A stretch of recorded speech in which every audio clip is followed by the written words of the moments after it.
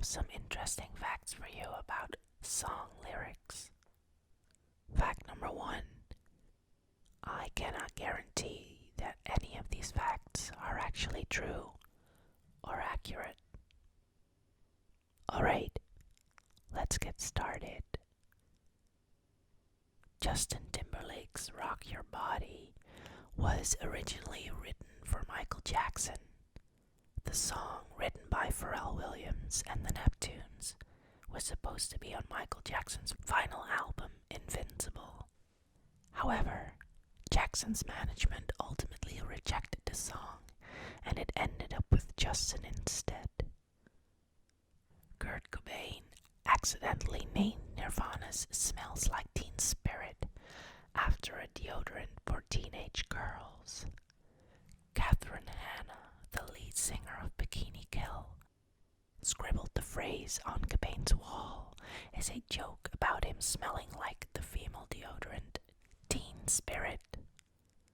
Cobain turned it into a song title, which helped sell over 30 million copies of the album Nevermind worldwide. Pearl Jam's Jeremy is about a school shooting Eddie Vedder read about in the newspaper. The newspaper article was that of Jeremy Wade Dell, a 16-year-old from Texas who shot himself in front of his classmates. Joan Jett and the Blackhearts are known for their hit song I Love Rock and Roll, but it is in fact a cover by an English band named The Arrows. Will Smith co-wrote Getting Jiggy With It with Nas, considered to be quite a serious hip-hop artist. The album Big Willie Style sold over 6 million albums and helped Smith win his 4th Grammy. Prince was the writer of Sinead O'Connor's Nothing Compares to You. She turned the song into a global sensation, but actually didn't meet the man who wrote it until after the song had been released. Aretha Franklin's Respect is one of the most well-known female empowerment songs of all time, but the song was actually originally sung by male artist Otis Redding. Respect would become Franklin's first #1 hit and was ranked 5th in Rolling Stone's 500 greatest songs of all time. Guns N' Roses' Sweet Child of Mine was written in just 5 minutes. Lead singer Axl Rose wrote lyrics and completed the song after hearing the guitar playing from another room. Bob Marley's I Shot the Sheriff is about birth control. Marley was an opponent of birth control, finding it to be sacrilegious, so he disliked the doctor who was prescribing the medication to his girlfriend. That doctor would later go on to become sheriff, and I Shot the Sheriff would help Bob Marley's greatest hits, Legend, pass 10 million copies. The Police's romantic Every Breath You Take isn't romantic at all. It's about surveillance. When lead singer Sting wrote the song, he was dealing with jealousy and obsession during the collapse of his marriage. Many of Britney Spears' greatest hits were rejected, meant for, or written by other artists. Amongst them are Baby One More Time and I'm a Slave for You. On the other hand, Britney also rejected Umbrella and Telephone. About a minute into the song Shotgun by George Ezra, just as he is about to sing, he makes a noise which many people decided was a burp. He insisted to the Daily Star it's not, explaining, I got this email saying, look, there's this meme going around saying that you burped, but actually it's just me saying the word, well. Morrison's Brown Eyed Girl was originally supposed to be Brown brown-skinned girl. The House of the Rising Sun, on the first Animals record, was recorded in its entirety on the first try. The Beatles' cover of Twist and Shout was recorded in a single take while John was suffering a cold. They attempted a second take, but John's voice had been completely destroyed by the first. His voice apparently didn't come right for some time afterwards. The Way by Fastball is about an elderly couple who went missing and were never found. They were presumed dead, but the bassist of Fastball wanted to give them a happy ending in the song. The tune for Yesterday by the Beatles came to McCartney in a dream. When he awoke with it in his head, he believed he had heard it somewhere else. Not wanting to write lyrics to a plagiarized melody, he substituted semi-nonsensical lyrics to the tune until he was certain it was his own. The original lyrics to the song were "Scrambled eggs, oh my baby, how I love your legs." Aerosmith's "I Don't Wanna Miss a Thing" was originally written for Celine Dion. Since the film starred singer Steven Tyler's daughter Liv, the band was set to write a song for the soundtrack. Yet, with the band running low on time and ideas, they went with a song written by Diane Warren for Celine Dion.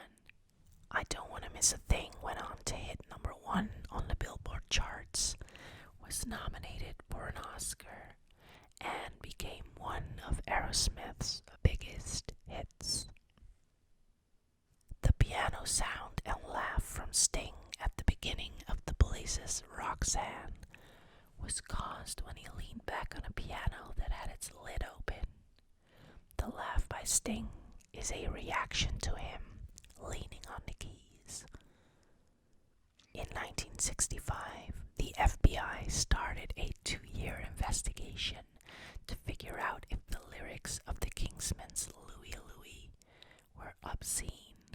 Their findings were ultimately that the lyrics were unintelligible at any speed. Layla by Derek and the Dominoes is about how he was in love with George Harrison's wife, Pattie Boyd. John Lennon and Mick Jagger had also supposedly tried to seduce her. She eventually left Harrison and married Clapton, only to have the marriage be a failure.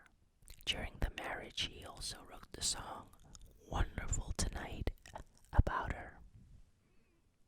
"Time of Your Life" by Green Day, often played as a touching song at graduations and proms, is not a heartfelt goodbye, but rather a big middle finger written by Billy Joe Armstrong to his then ex-girlfriend. She dumped him and moved to Ecuador, hence the song's actual name. Good riddance, time of your life. The lyrics to Bohemian Rhapsody have no meaning at all, and were just written to fit the music.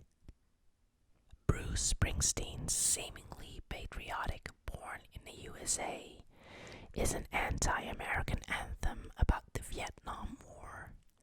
It's actually about Springsteen's anger towards the country's treatment of the Vietnam vets.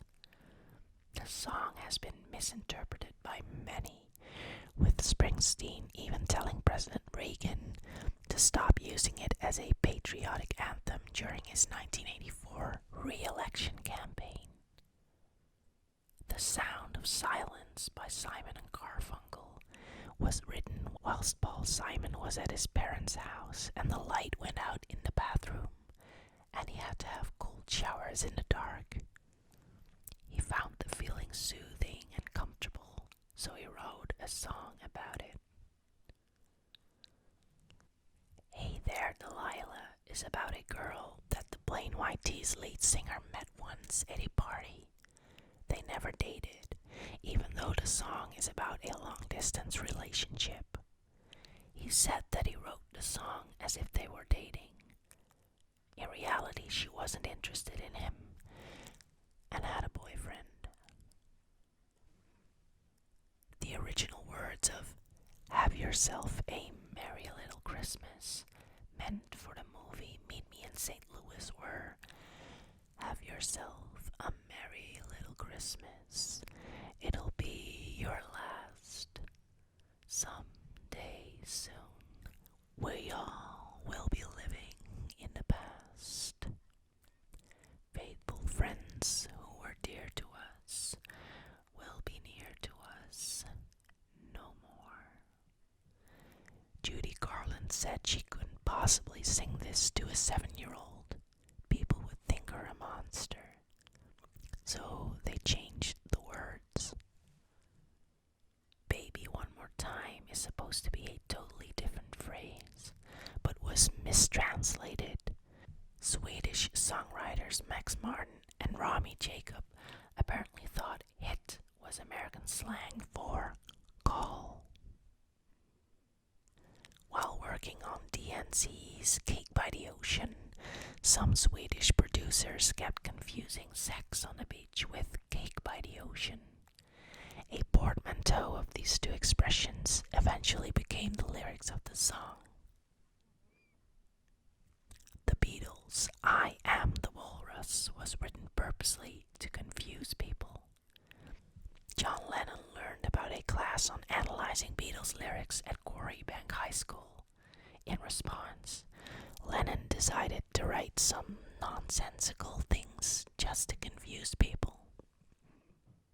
Aerosmith's "Walk This Way" was inspired by a line in Young Frankenstein after seeing the film, in which Igor instructs Dr. Frankenstein to walk this way, meaning the same way as he does.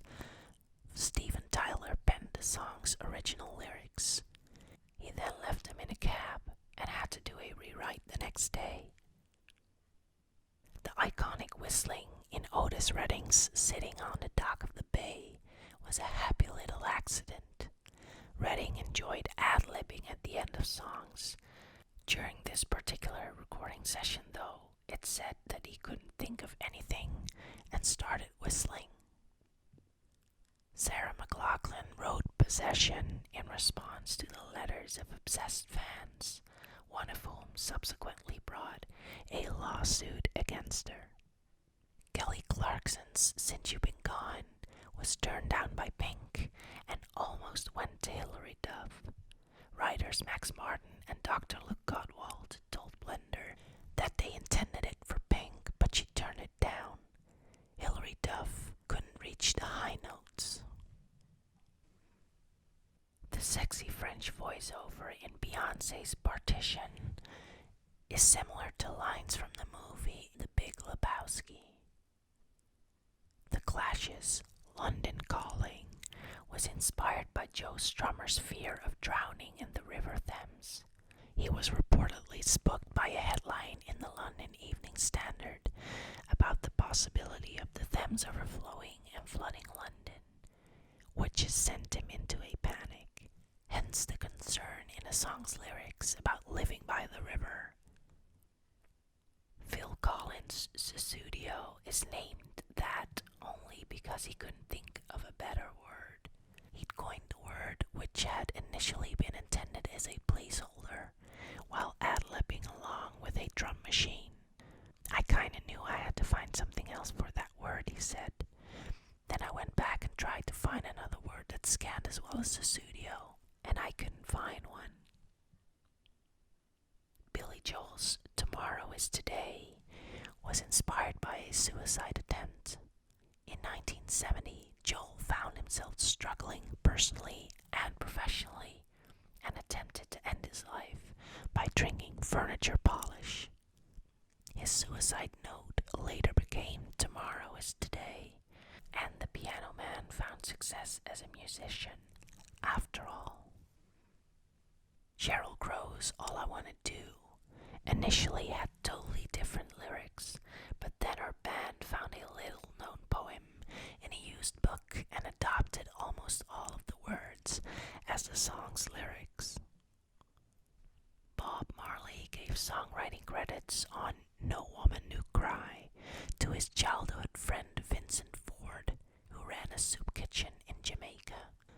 Royalties from the hit song helped keep the kitchen running.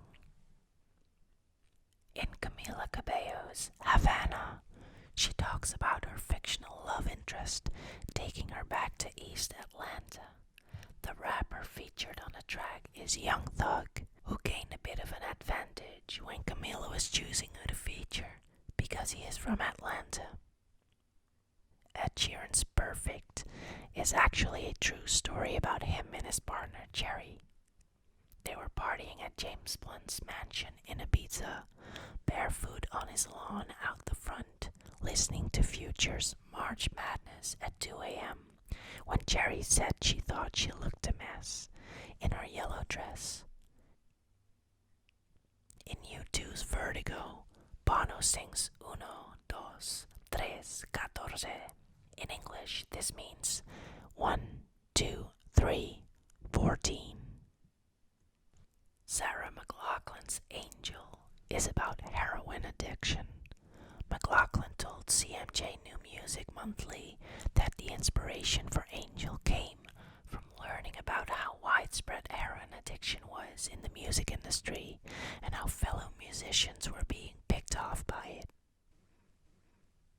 We don't need no education, Pink Floyd once famously proclaimed in their song Another Brick in the Wall.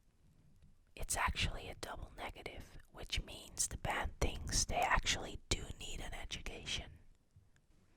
Most of the lyrics of Alanis Morissette's song Ironic actually don't accurately illustrate the concept of irony, which is in itself pretty ironic. The words of You're Beautiful by James Blunt might sound romantic at first, but they actually describe how the singer doesn't know the woman he's pining over. In fact, he's high and starts obsessing over a stranger.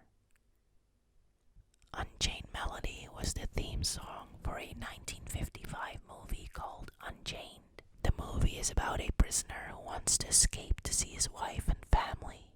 If you listen to the lyrics of this song as coming from a prison inmate, it profoundly changes the meaning of the lyrics. Eminem set the Guinness World Record with Rap God for most words in a hit single. The song has a record-breaking 1,560 words in 6 minutes and 4 seconds, averaging 4.28 words per second.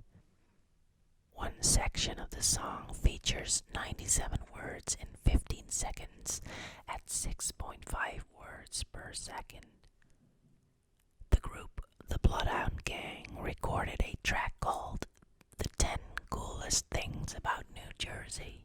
The song consists of 10 seconds of silence. Madonna leaked a fake version of her album to pirates where every song was a loop of her saying, "What the F do you think you're doing?" Then a hacker posted the real songs on their own site for everyone to download. Gangsta's Paradise is one of the few Coolio songs not to feature profanity because it was the only way Stevie Wonder would authorize the sampling of his song Pastime Paradise.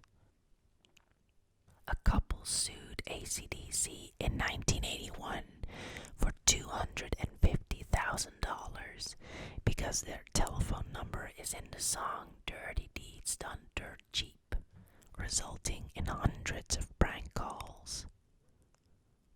A guy named Seth Putnam wrote a song about how being in a coma was stupid, and soon after that went into a coma himself. After he awoke, when asked how it felt to be in a coma, he said, "It was just as stupid as I wrote about in my song." Bruce Springsteen's classic Born to Run almost became the official song of New Jersey until legislators listened to the lyrics and realized the song was about wanting to get out of New Jersey. Someone took the details from the Ice Cube song Today Was a Good Day to figure out which day it took place on. The song took place on January 20th, 1992. The Electric Slide is about a vibrator. Neville Livingston wrote the song after a woman told him she didn't need him, since she had a toy she called the Electric Slide. Brown Sugar isn't a love tribute to a beloved African-American woman or about actual sugar. The song is about white plantation owners raping their African slaves. According to Dan Wilson, Semisonic lead singer, their song Closing Time is about the birth of a baby. Semi-Charmed Life by Third Eye Blind is about a drug user's dark descent into crystal meth use and the sexual acts he performs while trying to find that something else. You Gotta Fight for Your Right to Party was written as a parody to mock all the play hard party songs from the 80s, such as Twisted Sister's I Wanna Rock and Motley Crue's Smoking in the Boys' Room. And that's all for today. What topic would you like to hear more about?